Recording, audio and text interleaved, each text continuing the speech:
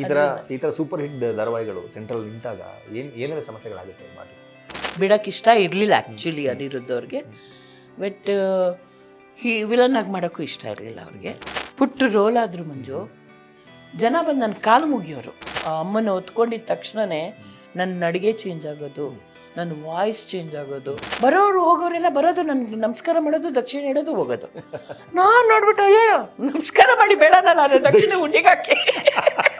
ಇತ್ತೀಚೆಗಂತೂ ಹೆಂಗಾಗಿದೆ ಅಂದರೆ ಹೆಣ್ಮಕ್ಳು ಬರೀ ಕೆಟ್ಟದೇ ಮಾಡ್ತಾರೆ, ಕೆಟ್ಟದೇ ಯೋಚನೆ ಮಾಡ್ತಾರೆ ಅನ್ನೋ ಮಟ್ಟಿಗೆ.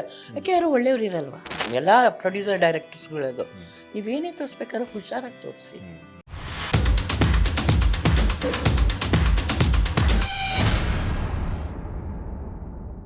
ಇನ್ನು ಇದಕ್ಕಿಂತ ಮುಂಚೆ ನೀವಾಗಲೇ ಹೇಳ್ದಂಗೆ ಜೊತೆಯಲ್ಲಿ ಸೀರಿಯಲ್, ಅದು ತುಂಬ ಫೇಮಸ್ ಆದಂತಹ ಸೀರಿಯಲ್, ಕರ್ನಾಟಕದಲ್ಲಿ ನಂಬರ್ 1 TRP ಕೊಟ್ಟಂತಹ ಸೀರಿಯಲ್ಲು ನಿಂತೋಗ್ಬಿಡ್ತಾರೆ ಅದಕ್ಕೆ.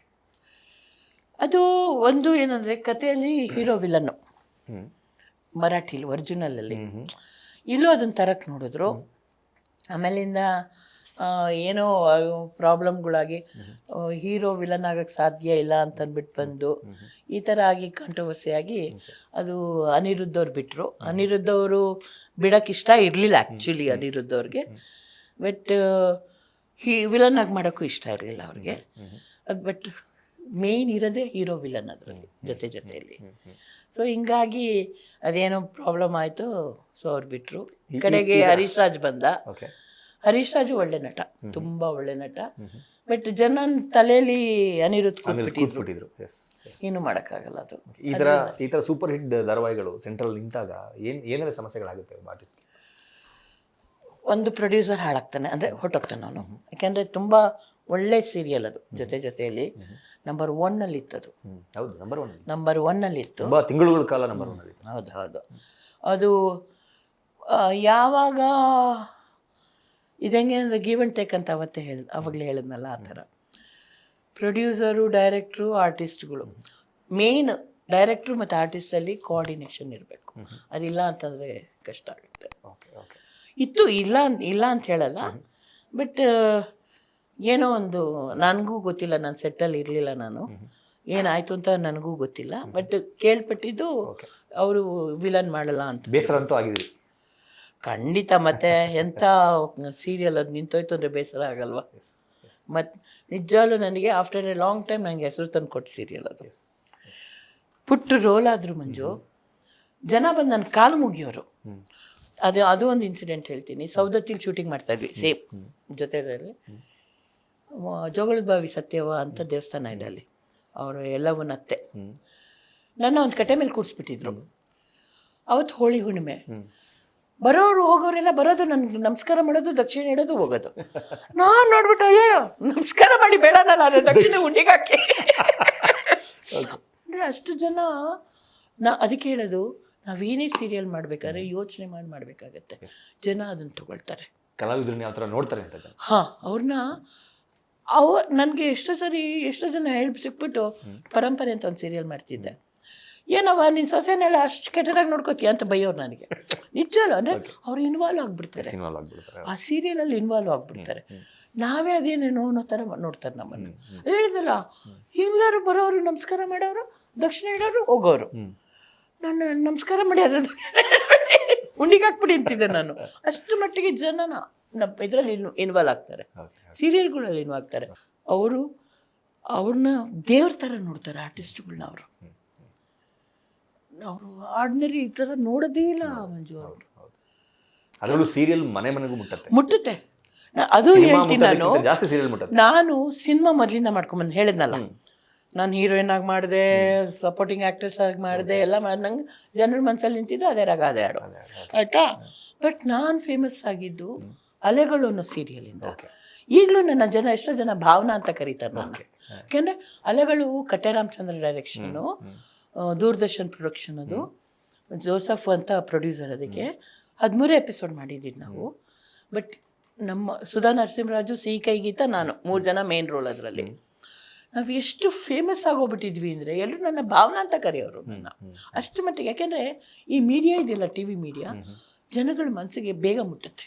ಪ್ರತಿ ಮನೆಯಲ್ಲೂ ಇರುತ್ತೆ, ಪ್ರತಿ ಮನೆಗೂ. ಸಿನಿಮಾ ಆದರೆ ಕೆಲವು ಜನ ಎಷ್ಟೋ ಜನ ಇದ್ರೆ ದುಡ್ಡಿದ್ರೆ ಹೋಗಿ ನೋಡ್ತಾರೆ, ಇಲ್ಲ ಅಂದ್ರೆ ಇಲ್ಲ. ಅವ್ರು ನೋಡ್ಬೇಕು ಅದು ಯಾವಾಗ್ಲೂ theatre ಟಿವಿಲ್ ಹೋಗಿರುತ್ತೆ. ಯಾವಾಗ್ಲೂ ಟಿವಿಲ್ ಬರುತ್ತೆ ಅವಾಗ ನೋಡಿದ್ರಾಯ್ತು ಅಂತಾರೆ.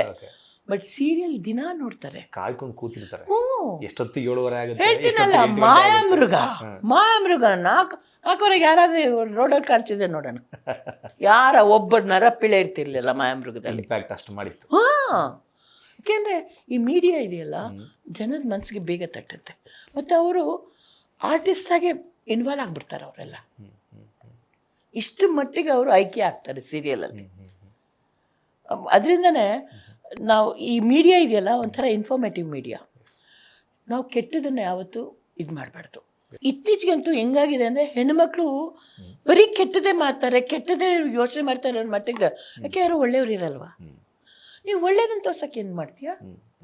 ಬರೀ ಅವರು ಯಾರಿಗೆ ಜೀವನ ಹಾಳು ಮಾಡೋದು, ಯಾರ ಲೈಫ್ನ ಹಾಳು ಮಾಡೋದು, ಇದೇ ಯೋಚನೆ ಮಾಡ್ತಾಳೆ ಹೆಣ್ಮಕ್ಳು. ಅತ್ತೆಗೆ ಸೊಸೆ ಹೆಂಗ್ ಕೌಂಟ್ರ್ ಕೊಡೋದು, ಸೊಸೆಗೆ ಅತ್ತೆ ಹೆಂಗ್ ಕೌಂಟ್ರ್ ಕೊಡೋದು, ತಪ್ಪು ಆ ಥರದ್ದು. ಯಾಕೆಂದರೆ ಏನಾಗುತ್ತೆ, ನಮ್ಮ ಜನಗಳ ಮೇಲೆ ತುಂಬ ಪ್ರಭಾವ ಬೀರುತ್ತೆ, ತುಂಬ ಪ್ರಭಾವ ಬೀರುತ್ತೆ. ತುಂಬಾ ಜನಗಳ ಮನೆಯಲ್ಲಿ ಇದನ್ನ ಕನ್ನಡ ನೋಡಿದ್ವಿ. ಇದು ನಾನೇ ನೋಡಿ ಹೇಳಿದ್ನಲ್ಲ ನಾನು, ಯಾಕವ ನಿನ್ನ ಸೊಸೆಗೆ ಅಷ್ಟು ತೊಂದರೆ ಕೊಡ್ತೀಯ ಅಂತ ಕೇಳಿದ್ದಾರೆ ನನಗೆ. ಇಷ್ಟು ಮಟ್ಟಿಗೆ ಜನ ಇನ್ವಾಲ್ವ್ ಆಗ್ತಾರೆ. ಎಷ್ಟು ಜನ ಅದನ್ನು ತಮ್ಮಲ್ಲಿ ಅಳವಡಿಸ್ಕೊಳ್ತಾಳೆ ಕೂಡ. ಆದರೆ ನಾನು ಹೇಳೋದು ಎಲ್ಲ ಪ್ರೊಡ್ಯೂಸರ್ ಡೈರೆಕ್ಟರ್ಸ್ಗಳದು, ನೀವೇನೇ ತೋರಿಸ್ಬೇಕಾದ್ರೆ ಹುಷಾರಾಗಿ ತೋರಿಸಿ, ಇಲ್ಲ ಅಂತಂದರೆ ಅದನ್ನು ಅವರಲ್ಲಿ ಅಳವಡಿಸ್ಕೊಳ್ತಾರೆ ಅವ್ರ ಜನ.